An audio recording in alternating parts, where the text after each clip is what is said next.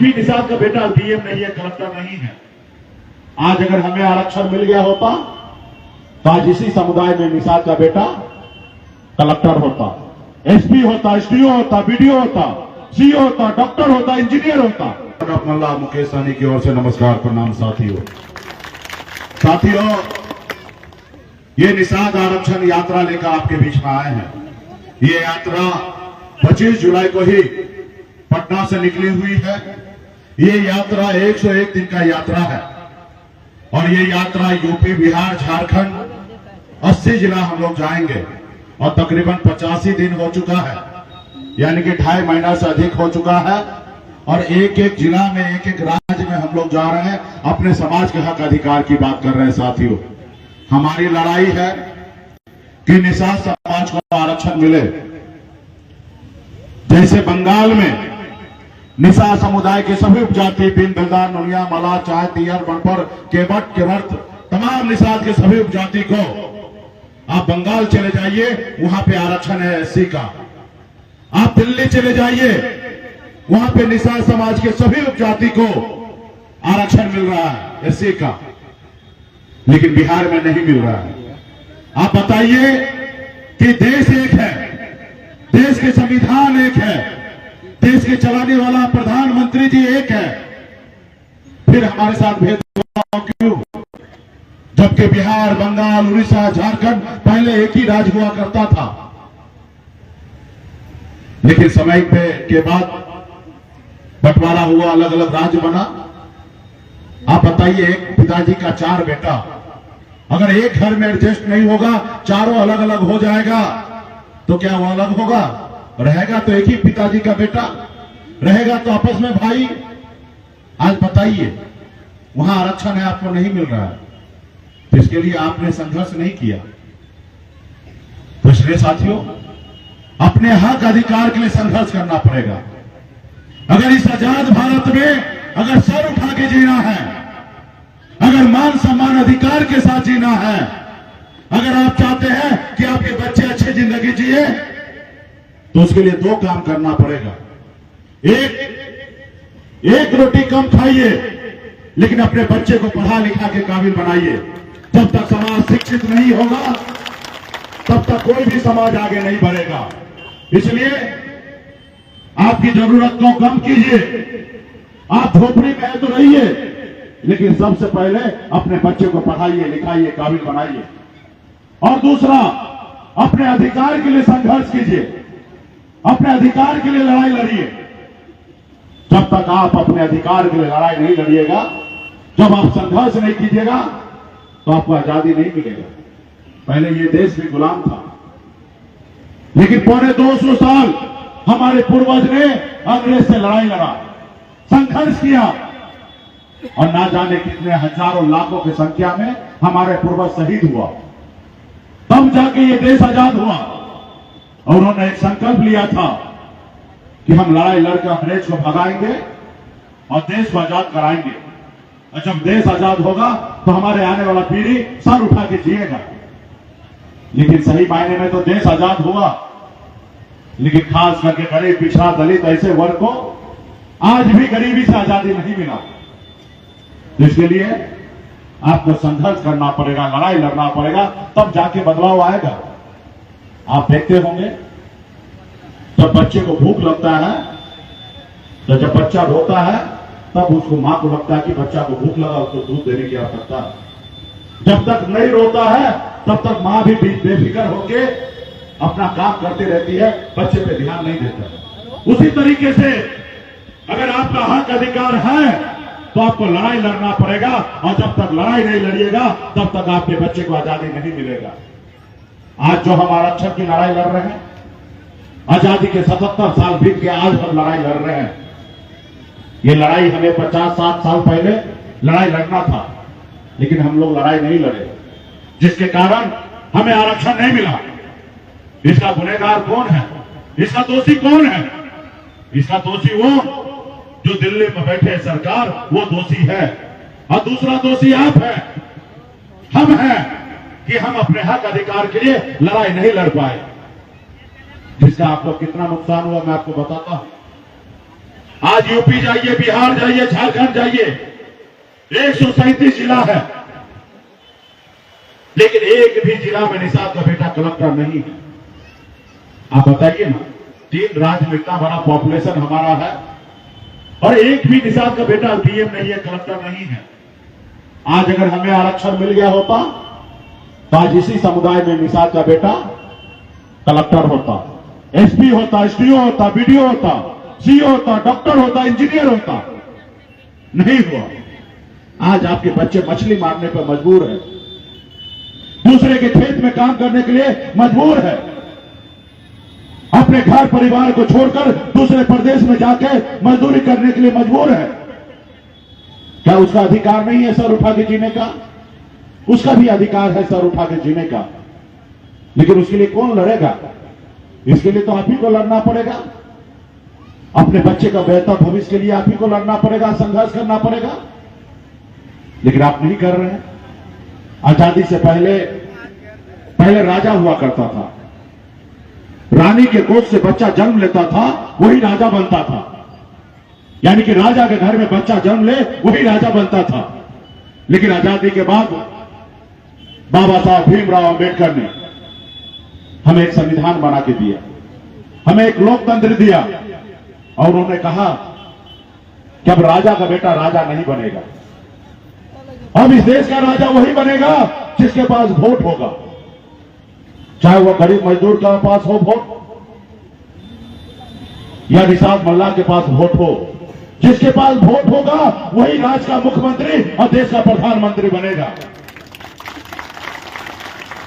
सबका वोट बराबरी का कर दिए, चाहे वो देश का प्रधानमंत्री हो या गरीब मजदूर का बेटा हो या देश के सबसे अमीर व्यक्ति हो, तीनों का वोट का एक ही सामान्य कर दिया।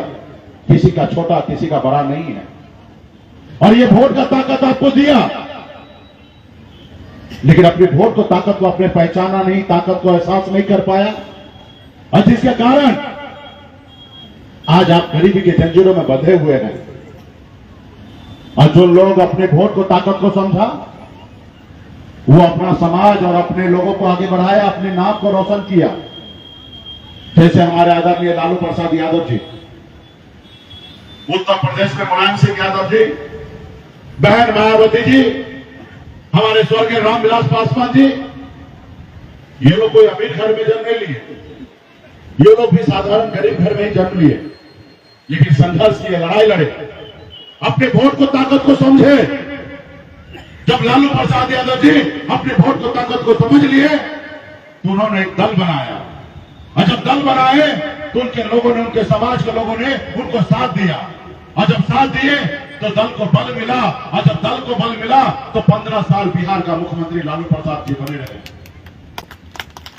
और अपने नाम को देश दुनिया में पहचान बनाया। और साथ में यादव भाई देखिए कितना आगे निकल गया। ये कैसे हुआ? ये दल के साथ हुआ, अपने लोगों के साथ रहने से हुआ। लालू प्रसाद यादव जी मुख्यमंत्री बने पैसे के दम पे नहीं, वोट के दम पे बने। कोई अमीर घर में जन्म नहीं लिए थे, साधारण गरीब परिवार में ही जन्म लिए थे, लेकिन संघर्ष किए, वोट के दम पर इस देश में अपनी पहचान बनाया, अपने समाज को आगे बढ़ाया। तो वही साथियों, आपके पास वही ताकत, वही वोट आपके पास भी है। सिर्फ जरूरी है कि एक साथ खड़ा होने का। आपके पास भी वही शक्ति पावर है, जैसे हनुमान जी के पास शक्ति था, लेकिन उनको अंदाजा नहीं था कि उनके पास कितना शक्ति है।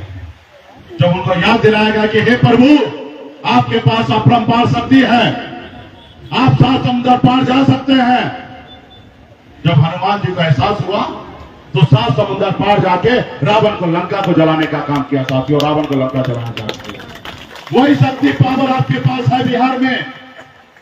अगर निषाद का सभी उपजाति, अगर एक पैर पे सभी भाई खड़ा हो जाए तो पटना, लखनऊ, क्या हम दिल्ली को कब्जा कर सकते हैं साथियों, दिल्ली को कब्जा कर सकते हैं। लेकिन इसके लिए संघर्ष करना पड़ेगा, लड़ाई लड़ना पड़ेगा। आज बताइए ना, हमारा अधिकार, आरक्षण हमको नहीं मिल रहा। आज लोग आपको मारते हैं, पीटते हैं, थाना पुलिस में जाते, कोई सुनता नहीं है आपका। वही अगर आरक्षण मिल गया होता, आप थाना में जाते, हरिजन एक्ट लगा देते, वो आपके दरवाजे पे आ जाता और आपके घुटने पे टेक देता आज आपका आरक्षण मिल गया रहता, आपके बच्चे को 10 नंबर कम भी आता तो आपका बेटा कलेक्टर बन जाता। लेकिन आज आपका बच्चा मजबूर है दूसरे के मजदूर खेत में काम करने के लिए। आप बताइए, अभी 3 महीने के बाद ठंड का समय आएगा, 3 महीने के बाद दिसंबर जनवरी होगा और ऐसे ठंड होगा, उस ठंड में लोग अपने घर से बाहर नहीं निकलेंगे, लोग अपने रजाई से बाहर नहीं निकलेंगे, लोग अपने कंबल से बाहर नहीं निकलेंगे, क्योंकि उसको ठंड लग जाएगा। लेकिन उसी समय में आपका भाई, आपका बेटा, आपका पति क्या करता है? घर से बाहर निकलता है, पानी में उतरता है, झील में उतरता है, तालाब में उतरता है, फिर मछली मारता है और फिर बाजार में बेचता है, तब उसके घर पे चूल्हा जलता है। आप बताइए ना कि उनको ठंड नहीं लगता है? उनको भी ठंड लगता है, लेकिन वो क्या करेगा? मजबूर है।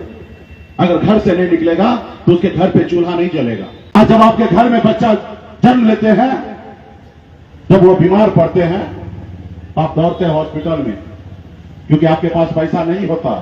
आप सरकारी हॉस्पिटल का धक्का खाते हैं और वही सरकारी हॉस्पिटल में सही से इलाज नहीं होता है और आपके बच्चे आपके गोद में दम तोड़ देता है और आप देखते रह जाते हैं, बेबस रहते हैं, आप कुछ नहीं कर पाते, लाचार रहते हैं, क्योंकि आपके पास पैसा नहीं है। वहीं पे जिस बड़े घर में बच्चे जन्म बीमार होते हैं, पैसे वाले के घर में, तो वो उनके माँ बाप उसको अच्छे हॉस्पिटल में ले जाते हैं, प्राइवेट हॉस्पिटल में उसको इलाज कराते हैं और उसको एक नई जिंदगी देता है, उनको जान बचाते हैं, और आपके घर में आप अपने बच्चे को मौत देते हैं। इसके लिए कौन सोचेगा? इसके लिए तो आप ही को सोचना पड़ेगा, आप ही को लड़ाई लड़ना पड़ेगा। 77 साल में कोई और नहीं आया लड़ने के लिए और आने वाला समय में कोई और नहीं आएगा लड़ने के लिए। आज मैं बरसों से अपने हक अधिकार के लिए लड़ाई लड़ रहा हूं। लाठी डंडा हमने 2015 में खाया, बिहार से पास करा के दिल्ली तक भेज दिया है, लेकिन दिल्ली सरकार आरक्षण लागू नहीं कर रहा है। लेकिन अभी आपने हाल फिलहाल में आपने देखा 10% आरक्षण ईडब्ल्यूएस के नाम पे ऊंची जाति के लोगों को दिया गया। ब्राह्मण, भूमियार, लाला, राजपूत, ऐसे ऊंची जाति के लोगों को। क्यों? क्योंकि वो आर्थिक तौर पे गरीब है, इसलिए 10% आरक्षण दे दिया। देगा ही ना। भारतीय जनता पार्टी का सरकार बना है, उसके पर्दे के पीछे आरएसएस है, उनका अपना सरकार बना दिया गया। अगर आपका सरकार बनता तो आपके लिए भी काम होता। आप बताइए ना, बेगर कोई आयोग बने, बेगर कोई जांच किए हुए, बेगर कोई समझौता किए हुए 10% आरक्षण दिया गया। अभी आपने देखा 10% उनकी आबादी है, अटैक 10% आरक्षण दिया गया। हम उसके आरक्षण का विरोध नहीं करते, हम भी समर्थन करते हैं कि अगर ऊंचे जाति में अगर कोई व्यक्ति गरीब है तो उनको भी सरकार से लाभ मिलना चाहिए, लेकिन तरीका एक होना चाहिए।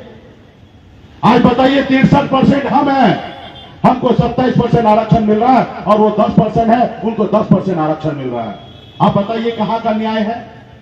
एक तरफ 4 आदमी हैं, उसको 8 रोटी खाने के लिए दे रहे हैं, और एक तरफ 4 लोग बैठे हैं, उसको 2 रोटी दे रहे हैं खाने के लिए। कैसे उसका पेट भरेगा? जो बरसों से भूखा है।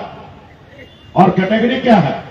8 लाख कम कमाने वाला आदमी को गरीब मानता है भारत सरकार, और एक तरफ 5 लाख रुपया कमाइएगा तो इनकम टैक्स भरना पड़ेगा, और एक तरफ बोलते हैं कि अपर कास्ट अगर 8 लाख कमाता है तो गरीब है, उसको आरक्षण मिले। अगर 8 लाख कमाने वाला अगर गरीब है तो मनरेगा में काम करने वाला हमारा भाई वो क्या है? वो भी अगर गरीब है तो उसको 300 रुपया क्यों? फिर उसको 2300 रुपया कीजिए, तब जाके पता चलेगा 8 लाख रुपया सालाना कमाएगा। लेकिन 2300 का जगह 300 दीजिएगा और कहिएगा कि आपका घर परिवार चल जाएगा, और एक तरफ 2300 रुपया कमाने वाले को कहिएगा कि ये गरीब है। ये तो 2 चश्मा से देखा जा रहा है। तो इसलिए साथियों, इस देश का प्रधानमंत्री आपके वोट से बनता है। अपने वोट को अपने पावर बनाइए, अपनी शक्ति बनाइए, अपने हक अधिकार के लिए इस्तेमाल कीजिए, संघर्ष कीजिए, लड़ाई लड़िए। अभी आएंगे 2024 का चुनाव है, मोदी जी को भी प्रधानमंत्री बनना है, राहुल गांधी जी को भी प्रधानमंत्री है बनना है, और हमें और नहीं आपको प्रधानमंत्री बनना है। हमें तो हमारा हक अधिकार चाहिए, हमें आरक्षण चाहिए ताकि यूपी बिहार झारखंड में 5 करोड़ निषाद के चेहरे पे मुस्कान आ सके, उसके चेहरे पे खुशी आ सके। हमें इसी के लिए लड़ाई लड़ना है। अभी आएंगे वोट के टाइम में, कहेंगे हम मंदिर बना दिए, कहेंगे हम मस्जिद बना दिए। इस नाम पे आपसे वोट लेगा? आप बताइए ना। देश का प्रधानमंत्री का काम यह है मंदिर मस्जिद बनाना? अरे मंदिर मस्जिद बनाना समाज का लोगों का काम है। अगर आप प्रधानमंत्री ये सरकार है तो आपका काम है कि निषाद को आरक्षण देना। जब निषाद के बच्चे बीमार पड़े उसके लिए हॉस्पिटल बनाना। निषाद के बच्चे के पढ़ने के लिए स्कूल नहीं है, पैसा नहीं है तो उसके लिए स्कूल बनाना। यह है सरकार का काम। लेकिन सरकार ये नहीं करेगा, आपको जाति धर्म में बांटने का काम करेगा। साथियों, ये निर्णय आपको लेना है कि आपको जाति धर्म में बांटना है कि अपने हक अधिकार के लिए इनकलाब करना है, लड़ाई लड़ना है। ये आपको सोचना। बहुत देर हो चुका है साथियों। अगर इस समय अगर आप अपने आप को मजबूत नहीं होंगे, अपने हक अधिकार के लिए संघर्ष नहीं करेंगे तो बहुत लेट हो जाएगा। आज मैं आपके हक अधिकार के लिए लड़ाई लड़ता हूं। क्यों? मैं निषाद का बेटा हूं, इसलिए निषाद कुल में जन्म लिया, इसलिए लड़ाई लड़ रहा हूं। अगर मैं ब्राह्मण कुल में जन्म लेता, भूमियार के घर में जन्म लेता, ब्राह्मण के घर में जन्म लेता तो क्या आपके लिए लड़ाई लड़ता? नहीं लड़ाई लड़ता। आज अगर मैं लड़ाई लड़ रहा हूं इसलिए क्योंकि मैं निषाद कुल में जन्म लिया, इसलिए लड़ाई लड़ता हूं। साथियों, लोग कहते हैं कि साहनी जी आप राज्य के इतना बड़ा नेता हैं, आप एक जात की बात करते हैं। हम कहते हैं नहीं, हम एक जात की बात नहीं करते हैं। ये निषाद समाज मेरे लिए कोई जात नहीं है, ये मेरा परिवार है। मैं अपने परिवार की बात करता हूं। अब परिवार की बात करना कोई गुनाह नहीं है।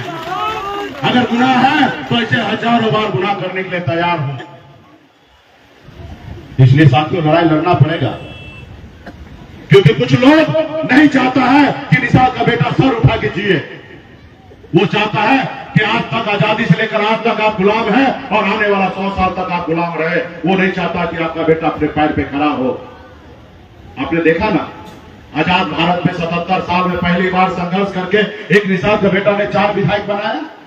लेकिन दुश्मन आपका कितना मजबूत है, समझदार है, आपका विधायक को खरीद लिया, आपको सरकार से बाहर कर दिया जो सरकार आपने बनाया था। इसलिए वो देखा कि निषाद समाज सोया हुआ शेर है। मुकेश सहनी अगर यूं ही काम करते रहा, आज 4 बनाया, कल 40 बनाएगा, एक समय आएगा 125 बनाएगा और अपने दम पर बिहार में सरकार बना लेगा। अगर इस समाज को गुलाम बनाना है तो पहले मुकेश सहनी को आवाज को बंद करना पड़ेगा। और जब मुकेश सहनी का आवाज बंद होगा तो ये समाज ऑटोमेटिक गुलामी करने लगेगा। और वो षड्यंत्र के तहत हमारे विधायक को खरीद के हमें सरकार से बाहर करके रोड पे ला दिया। लेकिन उनको ये नहीं पता है, जिसको चाहने वाला लाखों निषाद का बेटा हो उसको दुनिया का कोई ताकत नहीं है कि झुका सकता है, घबरा सकता है। आज मजबूती से मैं 10 साल से संघर्ष कर रहा हूं। अभी देख लिया मुकेश सहनी को कमजोर नहीं कर सकता। आज 85 दिन हुआ संकल्प यात्रा यूपी बिहार झारखंड में घूम रहा हूं। और आज वो दिल्ली वाला मानने लगा कि मुकेश सहनी से बगैर दोस्ती किए हुए नैया पार नहीं होगा। और आज वो झुके कहते हैं सहनी जी हमसे गलती हुआ, हमको माफ कीजिए, हमारे साथ आ जाइए और अगला 2025 का मुख्यमंत्री बन जाइएगा, आप हमारे साथ आ जाइए। हम कहे भाई हम मल्लाह का बेटा है, हम जाल में मछली फंसाते हैं, जाल में फंसते नहीं हैं। हम अपना झोपड़ी बनाएंगे लेकिन झोपड़ी का बादशाह बने रहेंगे। तुम्हारे महलों में आके हमें गुलामी नहीं करना, तुम्हारे महलों में आके गुलामी नहीं करना। हम संघर्ष करेंगे, लड़ाई लड़ेंगे। क्या होगा? लड़ने वाला को 2 ही परिणाम आता है, हार या जीत। घर में सोने वाले का एक ही परिणाम आता, हार। और जब हम मैदान में रहेंगे तो कभी हारेंगे, कभी उठेंगे, फिर गिरेंगे, फिर उठेंगे और एक न एक दिन हम जीत करेंगे और जीतेंगे। और तब हमारा आने वाला समय, हमारा जो पीढ़ी है वो चेहरा सर उठा के जिएगा। साथियों, इसके लिए संघर्ष करना है। जैसे हमारे पूर्वज ने किया, 2.25 साल संघर्ष किया, 200 साल 9-10 पीढ़ी संघर्ष किया, उसके बाद आजादी मिला। अगर उसी तरीके से हम लोग अगर 10-20 साल तक अगर संघर्ष करते रहे तो निश्चित तौर पे हमें भी आजादी मिलेगा, हमें भी आरक्षण मिलेगा और हमारा भाई भी कलेक्टर बनेगा, हमारे बच्चे भी डॉक्टर इंजीनियर बनेगा। इसलिए साथियों, उसके हक अधिकार के लिए आप ही को लड़ना पड़ेगा, कोई और नहीं आएगा। तो क्या आप लोग लड़ाई लड़ने के लिए तैयार हैं? चलिए, बहुत बहुत धन्यवाद। माता की इधर से कहीं जोश कम है क्या? आपको नहीं लड़ना है अपने बच्चे के लिए? चलिए, बहुत बहुत धन्यवाद। अगर लड़ाई लड़ना है तो संकल्प लेना पड़ेगा, क्योंकि हमारा ये यात्रा जो है संकल्प यात्रा है। जो दिल्ली में जो बैठे हैं वो गलतफहमी का शिकार हुआ है। उनको लगता है कि मुकेश सहनी कितना भी लड़ ले चिल्ला ले, हमारी बात मानेगा तो ठीक है, हमारा गुलाम बनेगा तो ठीक है, नहीं तो इसके गांव में जाएंगे, निषाद टोला में जाएंगे, एक एक लोगों को 200 रुपया देंगे और वोट खरीद लेंगे।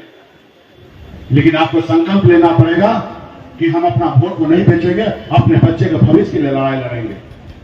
और जब लेंगे तो मोदी जी देखेंगे, और जब मोदी जी देखेंगे तो उनको यकीन होगा कि अब बिहार में निषाद का बेटा अपना वोट नहीं बेचेगा, अपने बच्चे का हक अधिकार के लिए संघर्ष करेगा, लड़ाई लड़ेगा।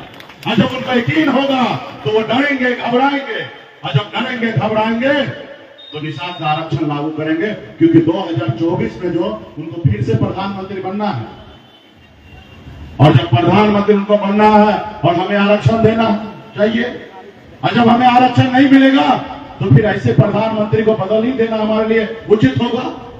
जो प्रधानमंत्री हमारा काम न कर सके, फिर ऐसे प्रधानमंत्री हमें क्यों चाहिए? इसके लिए तमाम यहाँ पे हमारे पार्टी के सभी नेतागण, जितने भी यहाँ पर उपस्थित माता बहन, सभी नौजवान साथी को बहुत बहुत धन्यवाद देता हूँ कि आज आपने अच्छा कार्यक्रम किया है। इसी तरीके से आज मैं सनत मल्ला बनकर, आज मैं पंडित जी बनकर आपको संकल्प करवाया हूँ।